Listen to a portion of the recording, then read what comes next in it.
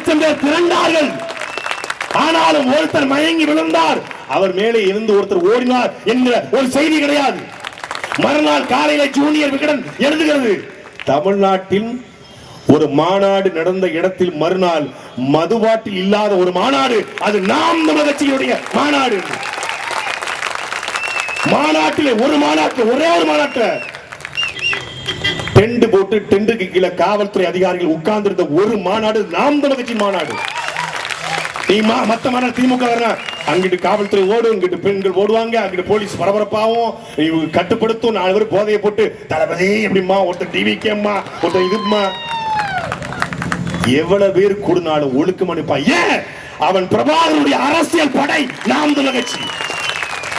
உறுதிமொழி, தாயக விடுதலை கோயில் உயிர் நீத்த தாய் தமிழ் உறவுகளுக்கு என்று எங்க அண்ணனின் குரல் வந்தா அப்படி நிப்பாண்டா. 5 நிமிஷம் பின்னு போட்டா கூட சத்தம் வரும். பின் டாப் சைலண்ட், அதுதான் நாம் தமிழர் கட்சி. ஒரு மாநாட்டையே இப்படி நிர்வாகம் செய்கிறோம் என்றால் நாடு கிடைத்தால் எப்படி நிர்வாகம் செய்வோம் என்பதை அறிவார்ந்த ஆவடி தொகுதி மக்கள் நீங்க நினைக்கிறீங்களா? இன்றைக்கு அரசு ஊழியர்கள், குறிப்பா காவல்துறை அதிகாரிகள், காவலர்கள் 1,05,000 காவலர்களை பெரும்பாலும் நாம் தமிழர் கட்சிக்கு தான் வாக்கு செலுத்துவாங்க இந்த முறை. ஏன்? ஆண் காவலருக்கு 8 மணி நேர வேலை, பெண் காவலுக்கு 6 மணி நேர வேலை, சுழற்சி முறையில் வேலை. காவல்துறைக்கு காவலர்கள் குடியிருப்புக்குள்ளே பள்ளிக்கூடம், கல்லூரி, மருத்துவமனை என்று சொன்ன ஒரு கட்சி அது நாம் தமிழர் கட்சி மட்டும்தான். இதே சென்னையில ஒரு போக்குவரத்து காவல்துறை அதிகாரி, ஒரு எஸ்ஐ என்ன சொல்றாரு, சட்டை பையில அவருக்கு கேமரா போத்திருக்கு. அப்ப நான் சொன்னேன், நாங்க சொன்னதுதான் இது அப்படின்னு சொன்னேன். உங்க அண்ணன் சொன்னதுனாலதான் நம்ம அண்ணன் சொன்னதுனாலதான் இன்னைக்கு நாங்க பாதுகாப்பா இருக்கோம். இன்னைக்கு எங்களை யாரும் திட்ட மாட்டான். ஏன்னா போக்குவரத்து நம்ம நினைக்கிறோம், போக்குவரத்து இன்ஸ்பெக்டர் எஸ்ஐனா அவங்க ஃபைன் போடுவாங்க, ஹெல்மெட் அப்படின்னு. குடிகார பையன் அவனை திட்டுவான், அவரை அடிக்க போவான். இன்னைக்கு கேமரா இருப்பதால எங்களுக்கு ஒரு தற்காப்பு ஏற்பட்டுக்குது. அதற்கு சீமானுக்கு நன்றின்றாங்க.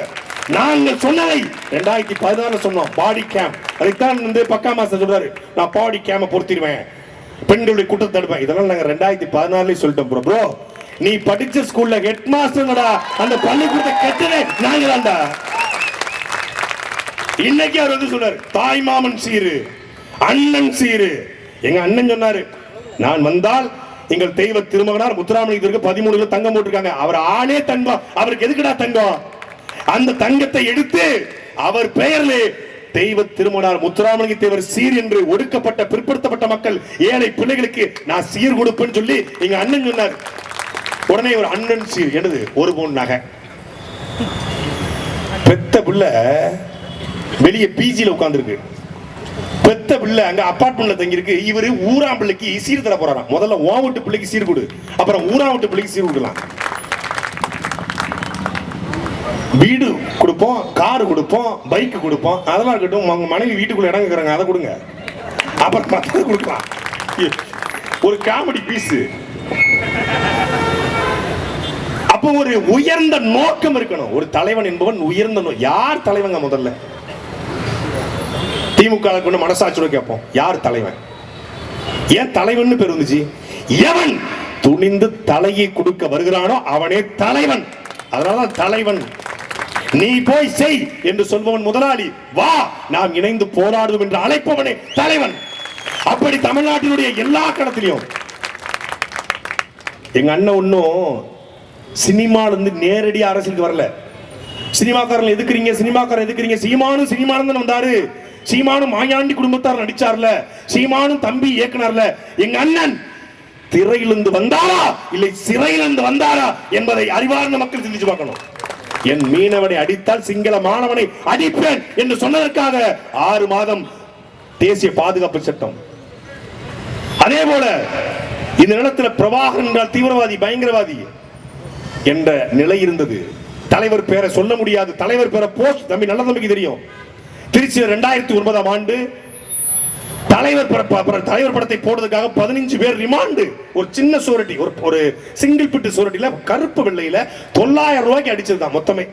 அதுக்கு 15 நாள் ரிமாண்டு. தலைவர் பேரை பயன்படுத்த முடியாது, தலைவர் பேரை அலைபேசியில் வைக்க முடியாது, தலைவர் புகைப்படத்தை வீட்டில் மாட்ட முடியாது. பிரபாகரன் என்று சொன்னால் கைது பண்ணிடுவான். ஆர்குட், பேஸ்புக் வந்த காலகட்டம் எழுத முடியாது. எந்த பிரபாகரனை பயங்கரவாதி தீவிரவாதி என்றார்களோ, இன்றைக்கு தமிழ்நாட்டினுடைய எல்லா வீதிகளிலும் எல்லா வீடுகளிலும் எல்லாருடைய அலைபேசியிலும் தலைவர் பிரபாகரனை கொண்டு போய் சேர்த்தவர் எங்க அண்ணன் சீமான். இந்த இனத்திற்கு ஒரே தலைவன் தான்டா, தேசிய தலைவன் மேதகவி பிரபாகரன் என்று சேர்த்தார். அப்படி இத்தாலியில் பிறந்த சோனியா அன்னையாகலாம், குஜராத்தில் பிறந்த காந்தி தாத்தாவாகலாம், காஷ்மீர்ல பிறந்த நேரு மாமாவாகலாம், என் சொந்த ரத்தம் பிரபாகரன் அண்ணனாக கூடாதா என்று கேட்டவர் எங்க அண்ணன் சீமான். அதை கேட்டதற்காக தேசிய பாதுகாப்பு சட்டம். இப்படி தொடர்ச்சியா கர்நாடக அரசு பிடிச்சு உள்ள போட்டுச்சு. அப்பதான் என்னை போன்ற இளைஞர்கள் பார்த்த, யாரு சீமான் கைது, இயக்குனர் சீமான் கைது, யாரு எதுக்கு பிடிச்சு போடுறாங்க? அப்பதான் ராமேஸ்வரம் பேச்சை கேட்கிறோம். 20 நிமிட பேச்சு. வாழ்நாள்ல நாங்கள் கலாநிதிமாருக்கு நன்றி கடன் பட்டிருக்கோம். சன் டிவி தான் நேரடி ஒளிபரப்பு பண்ணாங்க. அவங்க வாழ்க்கையிலே பண்ண ஒரே ஒரு உருப்படியான காரியம் அது மட்டும்தான். 20 நிமிட நேரலை. அண்ணன் சீமானை போலவே தமிழ்நாடு முழுமைக்கு இருந்த இளைஞர்கள் எழுச்சி கொண்ட, தமிழ் பற்று கொண்ட, மொழி பற்று கொண்ட, ஈழத்தின் மீது பற்று கொண்ட அத்தனை பேரையும் ஒன்று திரட்டியது அந்த 20 நிமிட பேச்சு. அப்படி இன எழுச்சி கொண்டு நாம் தமிழ்ச்சி உருவானது. சினிமாக்காரரு, இயக்குனரு. இப்ப நானும் திருநெல்வேலியில சீமான் ரசிகர் மன்ற தலைவராக இருந்து வந்தனா, தம்பி படத்துக்கு போஸ்டர் ஒட்டி லெப்ட் பாண்டி மாதிரி வந்தனா, இல்ல வாழ்த்துக்கள் படத்துக்கு வண்ண பூச்சி வந்தனா, இல்ல மாயாண்டி குடும்பத்தாருக்கு கட் அவுட் வச்சு வந்தனா, இல்லை, சீமானும் தமிழன், நானும் தமிழன், நாம் எல்லாரும் தமிழர், நாம் தமிழர் என்ற முழக்கத்தோடு வந்தோம். இருந்தது போதும் இந்தியனாய், திரண்டது போதும் திராவிடனாய், திரிந்தது போதும் திராவிடனாய், திரண்டு வா தமிழனாய், நீயும் தமிழன், நானும் தமிழன், நாம் தமிழர் என்று முழங்க செய்ததால் வந்தோம். யார் பேசுறா இத? நான் உலகத்தின் அவனவன் தாய்மொழியில பேசுறான். நாம் தான் மொழிகளின் தாய்மொழியான தமிழ் மொழியில் பேசினோம். தமிழில் பேசுவது அவமானம் அல்ல, என் அடையாளம் என்று பேசியவன் எங்க அண்ணன் சீமான். ஆடு மாடு மேய்த்தல் என்பது அவமானம் அல்ல, அது வருமானம். துபாயில போய் ஒட்டகம் வைக்கலாம், அரபு நாடுல ஆடு மாடு வைக்கலாம், சொந்த நிலத்துல விவசாயம் செய்யக்கூடாதா?